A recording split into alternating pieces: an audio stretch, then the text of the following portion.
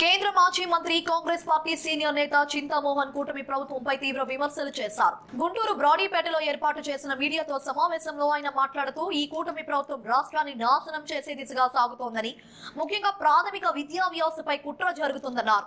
గత సంవత్సరం 35,000 ప్రాథమిక పాఠశాలల్లో 5,000 పాఠశాలను మూసివేశారని, ఈ సంవత్సరం మరో 5,000 తగ్గించాలనే యత్నంలో ఉన్నారని దుయ్యబట్టారు. రాబోయే 3 నుంచి 4 సంవత్సరాల్లో ఈ సంఖ్యను 10,000 లోపు తీసుకురావాలనే కుట్రను రూపొందించారని ఆరోపించారు. అలాగే ప్రతి పంచాయతీలో ఒక్కో స్కూల్ మాత్రమే ఉండాలన్న దురాలోచనతో చంద్రబాబు నాయుడు నేతృత్వంలోని కూటమి ప్రభుత్వం వ్యవహరిస్తుందని ఆరోపించారు. కాంగ్రెస్ హయాంలో ఏర్పాటు చేసిన ప్రాథమిక పాఠశాలను మూసివేస్తే తీవ్ర ఉద్యమాలు జరుగుతాయని హెచ్చరించారు. ఇక సామాజిక న్యాయం అంశంలో కూడా ప్రభుత్వం విఫలమైందని విమర్శించారు. ఓబీసీ, మైనారిటీలు, గిరిజనులు దారుణంగా అన్యాయానికి గురవుతున్నారని ఆరోపించారు. చంద్రబాబు నాయుడు స్వస్థలమైన కుప్పం నియోజకవర్గంలో ఓ పేద ఓబీసీ మహిళను చెట్టుకు కట్టేసి కొట్టేసిన సంఘటన తెనాలిలో దళితులపై జరిగిన దాడిని ప్రస్తావించారు. అరకు ప్రాంతంలో గిరిజనులపై తీవ్ర అఘాయిత్యాలు జరుగుతున్నాయని దుయ్యబట్టారు. ప్రస్తావించేదానికి రావడం జరిగింది. మొదటిది ఆంధ్రప్రదేశ్ రాష్ట్రంలో విద్యా విధానం, రెండవది అమరావతి, మూడవది బనకచెర్ల, నాలుగవది ఇందిరాగాంధీ ప్రజాస్వామ్యం.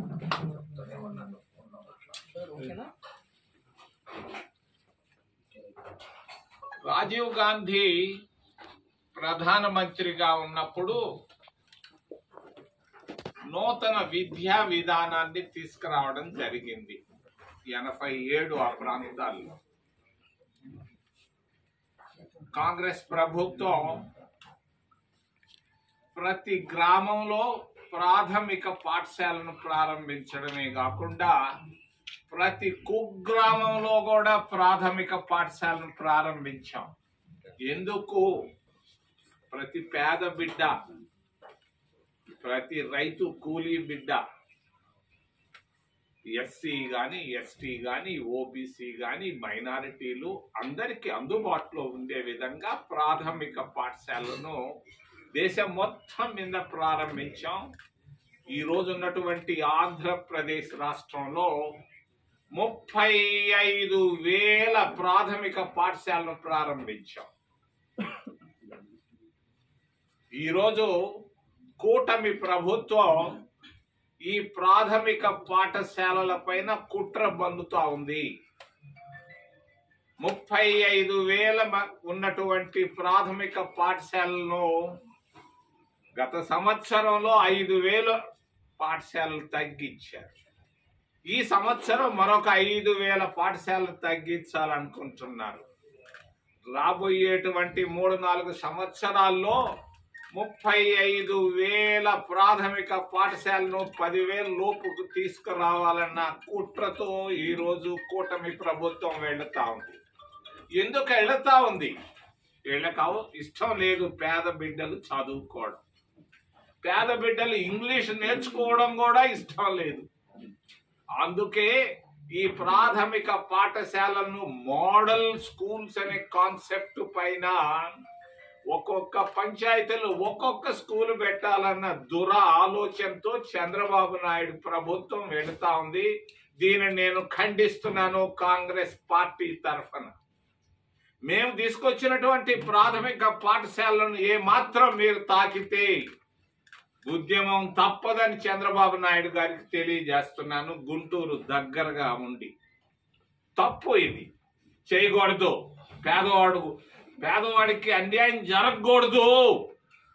ఇది స్వతంత్ర భారతదేశంలో పేదవాళ్ళ కొరకు మేము తీసుకొచ్చినటువంటి ప్రాథమిక పాఠశాలను తగ్గించే హక్కు ఎవరిచ్చారు మీకు? 150 మంది ఎమ్మెల్యేలు ఉంటే సరిపోద్దా? పేదవాడికి ఎందుకు అన్యాయం జరుగుతా ఉంది? ఆంధ్రప్రదేశ్ రాష్ట్రంలో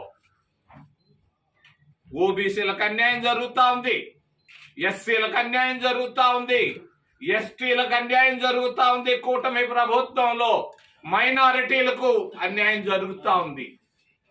మరి ఓబీసీలకు పెద్ద పీట వేశానంటాడు చంద్రబాబు నాయుడు. ఏం వేశాడు? 15 సంవత్సరాల ముఖ్యమంత్రిగా ఓబీసీలకు ఆయన ఏం చేశాడు నేను అడుగుతున్నాను. గుంటూరు నుంచి ఏం చేశాడు ఆయన? ఒక ఓబీసీ మహిళను ఆయన సొంత నియోజకవర్గం కుప్పంలో చెట్టుకు కట్టేసి కొట్టారు, చిన్న అప్పు కట్టలేదని. ఇది ఓబీసీల పరిస్థితి ఆంధ్రప్రదేశ్ రాష్ట్రంలో. మరి ఈ ఒట్టి మాటలు చెప్పుకుంటున్నాడు యనమల రామకృష్ణుడు, లేకపోతే ఇంకొక ఆయన రామ్మోహన్ మంత్రులు చేసినంత మాత్రాన ఓబీసీలకు పెద్దపీట వేసినట్టు కాదు. ఇది కుప్పంలో నిరుపేద ఓబీసీ మహిళను చెట్టుకు కట్టేసి కొట్టారు దుర్మార్గంగా. ఇది తప్పు అని నేను తెలియజేస్తున్నాను. మరి దగ్గరలో ఉన్నటువంటి తెనాలిలో ఒక దళిత యువకుడును పండేసి కాళ్ళు చేతులు పోలీసులే కొట్టారు. మరి అందరూ చూస్తున్నారు.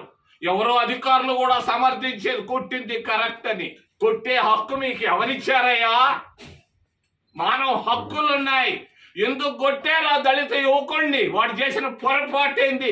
పొరపాటు చేసినా కూడా కొట్టే హక్కు నీకెక్కడిది అని నేను అడుగుతున్నాను కూటమి ప్రభుత్వాన్ని, చంద్రబాబు నాయుడు గారిని. గిరిజనులకు అన్యాయం జరుగుతా ఉంది కూటమి ప్రభుత్వంలో. మరి అరకులో గిరిజనులు ఎక్కువ, మరి ఛత్తీస్గఢ్లో గిరిజనులు ఎక్కువ. ఆ గిరిజనులు అక్కడ ఉన్నటువంటి ఖనిజ సంపదను కోటీశ్వరులకు ఇచ్చేదాని కొరగా మరి అక్కడ ఉన్నటువంటి గిరిజన పురుషుల పురుషాంగాలు కోస్తున్నారు దుర్మార్గులు దౌర్జన్యంగా. ఎందుకు కోస్తున్నారు? మహిళల ముందే, గిరిజన మహిళల ముందే కోస్తున్నారు. అవునా కాదా? ఎందుకు కోస్తున్నారు? అక్కడ ఉన్నట్టు వాళ్ళు వెళితే అక్కడ ఉన్నటువంటి ఖనిజ సంపదను దోచుకునే దానికి చేస్తున్నారు. ఇదే ప్రజాస్వామ్యం? ఇదే కూటమి ప్రభుత్వం? ఇదే ఆంధ్రప్రదేశ్ రాష్ట్రం అని చంద్రబాబు నాయుడు నేను సూటిగా అడుగుతున్నాను. మైనారిటీలు వాళ్ళు ఏదో ఆస్తులు సంపాదించుకున్నారు, ఒక్క బోర్డుకు నువ్వు సపోర్ట్ చేశావు అక్కడ బీజేపీకి. తప్పు కాదా చంద్రబాబు నాయుడు గారు? ఏం చెప్తావు జవాబు దీనికి? తప్పని నేను తెలియజేస్తున్నాను. జరుగుతున్నటువంటి విద్యా విధానాన్ని ఖండిస్తున్నాను. వెంటనే మార్చుకోవాలి మనసని తెలియజేస్తున్నాను. రెండవది అమరావతి. ఆయన దేవతల రాజ్యాన్ని అంటాడు. నిన్న మొన్నంతా తిరిగాను, ఎక్కడన్నా దేవతలు ఏమన్నా కనిపిస్తారేమో అని. నాకు కనిపించిందల్లా కర్రతుమ్మ చెట్లు, కర్రతుమ్మ చెట్లు కనిపించాయి. ఒక దేవుడు కనిపించలేదు, ఒక దేవాలయం కనిపించలేదు. ఎందుకు ఇట్లా చెప్తావు?